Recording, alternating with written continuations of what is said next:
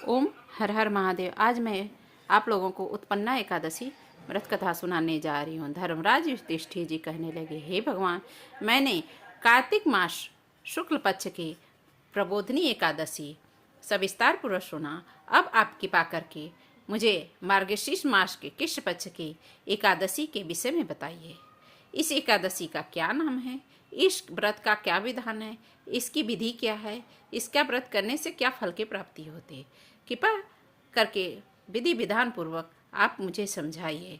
भगवान श्री कृष्ण बोले, मार्गशीर्ष मास के कृष्ण पक्ष में आने वाली एकादशी का नाम उत्पन्ना एकादशी कहा जाता है।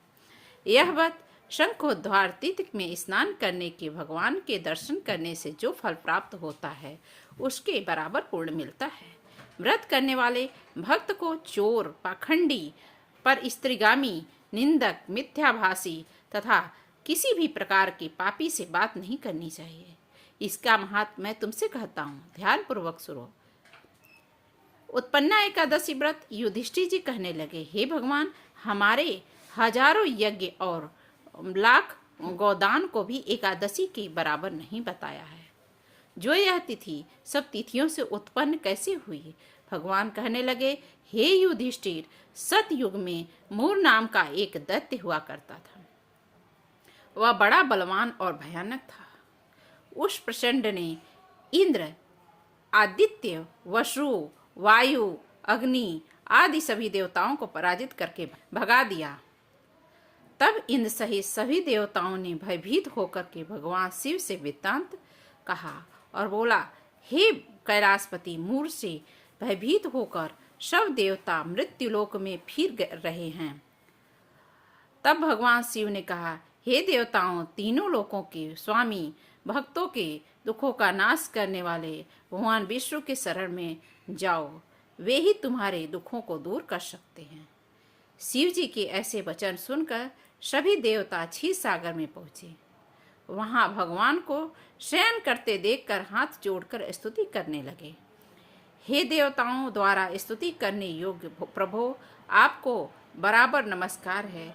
देवताओं की रक्षा करने वाले मधुसूदन, आपको नमस्कार है। आप हमारी रक्षा करें। दैत्यों से भयभीत होकर हम सब आपकी शरण में आए। आप संसार के कर्ता, माता पिता, उत्पत्ति और पालन करता और संहार करने वाले हैं। सबको शांति प्रदान करने वाले हैं। प्रकाश और पाताल में भी आप ही हैं। सबके पितामह ब्रह्मा, विष्णु, इंद्र, अग्नि, सामग्री, होम, आहुति, तंत्र, मंत्र, जप, यजमान, यज्ञ, कर्म, कर्ता, भोक्ता भी आप ही हैं। आप सर्वव्यापक हैं। आपके सिवाय तीनों लोक में चर तथा अचर कुछ भी नहीं है। हे भगवान, दैत्यों ने तुमको जीतकर स्वर्ग से भ्रष्ट कर दिया है और हम सब देवता इधर उधर भागे भागे फिर रहे हैं। आप उन दैत्यों से हम सबकी रक्षा करें। इंद्र के ऐसे वचन सुनकर भगवान विष्णु कहने लगे, हे इंद्र, ऐसा मायावी दैत्य कौन है जिसने सब देवताओं को जीत लिया है? उसका नाम क्या है? उसमें कितना बल है? उसके आश्रय में है या तथा उसका स्थान क्या है? यह सब मुझसे कहो। भगवान के ऐसे वचन सुनकर इंद्र बोले, भगवान, प्राचीन समय में एक नाड़ीजंग नामक राक्षस था। उनके महापराक्रमी और लोक विख्यात सूर नाम का एक पुत्र था। उसकी चंद्रावती नाम की नगरी है। उसी ने सब देवताओं को स्वर्ग से निकालकर वहां अपना अधिकार जमा लिया है।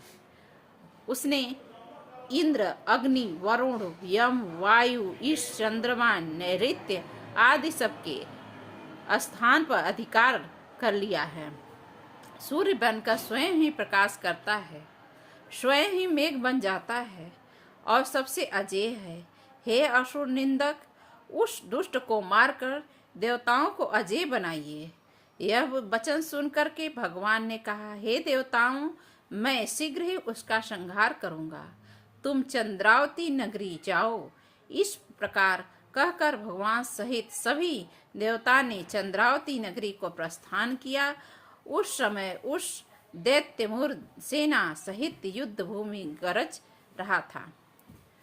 उसकी भयानक गर्जना सुनकर सभी देवता भय के मारे चारों दिशाओं में भागने लगे। जब स्वयं भगवान रणभूमि में आए तो दैत्य उन पर अस्त्र शस्त्र आयुध लेकर दौड़े। भगवान ने उसे सर्प के समान अपने बाणों से बीत डाला।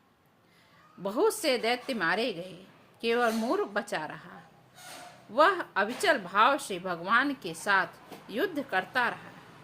भगवान ज्यों-ज्यों ही तीक्ष्ण बाण चलाते एवं उसके लिए पुष्प सिद्ध होती, उसका शरीर छिन्न भिन्न हो गया, किंतु वह लगातार युद्ध करता रहा। दोनों के बीच मल्ल युद्ध भी हुआ। 10,000 वर्ष तक उसका युद्ध चलता रहा, किंतु मूर नहीं हारा। थककर भगवान बद्रिकाश्रम चले गए। वह हेमवती नामक सुंदर गुफा थी, उसमें विश्राम करने लगे। भगवान उसके अंदर प्रवेश कर गए। यह गुफा 12 योजन लंबी थी और उसका एक भी द्वार था। विष्णु भगवान वहाँ योग निद्रा की गोद में सो गए। मूर भी पीछे पीछे आ गया और भगवान को सोया देखकर मारने को उद्यत हुआ। तभी भगवान के शरीर से उज्ज्वल कांतिमय रूप वाली देवी प्रकट हुई। देवी ने राक्षस मूर को ललकारा, युद्ध किया, उसे तत्काल मौत के घाट उतार दिया। श्री हरि जब योग निद्रा की गोद से उठे तो सब बातों को जानकर उस देवी से कहा कि आपका जन्म एकादशी के दिन हुआ है, अतः आप उत्पन्ना एकादशी के नाम से पूजी जाएंगी। आपके भक्त वही होंगे जो मेरे भक्त हैं। जय श्री हरि, जय श्री कृष्णा, राधे राधे। आपको यह कथा सुन के कैसी लगी? यदि आपको कथा अच्छी लगी हो तो कृपया करके लाइक करिए, सब्सक्राइब करिए, शेयर करिए और बेल का आइकन को प्रेस कर दीजिए, जिससे कि सारी नोटिफिकेशन हमारे आपके पास जाती रहे। ओम हर हर महादेव। जय माता दी।